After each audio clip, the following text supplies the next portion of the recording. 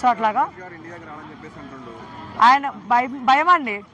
మనోడు ఇంతమందికి టార్గెట్ చేసి అది ఇది అంటున్నాడు కదా, ఆయన నిజంగా దమ్ము ధైర్యాలు ఉండి ఇండియాకి రమ్మని చాలు, ఇంకేం పర్లేదు. పర్సనల్గా కానీ ప్రొఫెషనల్గా ఎవరు టార్గెట్ చేయబోలే. ఆయన జస్ట్ ఇండియాకి రమ్మి వచ్చాలి మనండి ఆయన మనోడిని చాలు.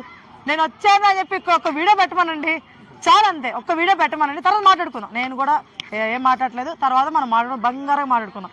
ఆడాడో మూలలో కూర్చొని పోనీ మన వాళ్ళు ఆడదాకా వెళ్ళలేరా అంటే వెళ్తారు. సింగం 2 చూస్తున్నారు కదా, మన సూర్య గారు ఎట్లా వెళ్తారు అట్లా వెళ్తారు. మన సజ్జనార్ గారు వెళ్తారనమాట. తొందర పడద్దు, మీరు పడద్దు. మన వాళ్ళు ఎవరిని వదలరు, ఖచ్చితంగా తీసుకొస్తారు. మన ఇండియా జైలుకి వస్తే అస్సలు వదలరు, ఇదైతే నిజం చెప్తున్నాను. సో ఖచ్చితంగా ఆడికి మూడబోతుంది కాబట్టి అంతే. అందుకని మనం వాడిని ఎక్కువ వాడి గురించి మాట్లాడుకున్నా కూడా మనం ఎత్తేస్తున్నట్టుంది. నేను కూడా చెప్తున్నాను బ్రదర్, ఇప్పుడు ఆయన ఏదో చేసే అంత పెద్ద తప్పు చేశాడు నేను అనుకోవట్లేదు. మాటలు దురుసుగా మాట్లాడుతున్నా, అది తగ్గించుకుంటే బాగుంటుంది. కాబట్టి తీసుకొచ్చి అందరికి క్షమాపణ చెప్పించాలి. ఆ తర్వాత ఇండియా మొత్తం క్షమాపణ చెప్పించాలి. గరికపాటి గారికి ఎవరి గురించి అయితే ఏమైనా మాట్లాడి అందరూ క్షమాపణ చెప్పించాలి.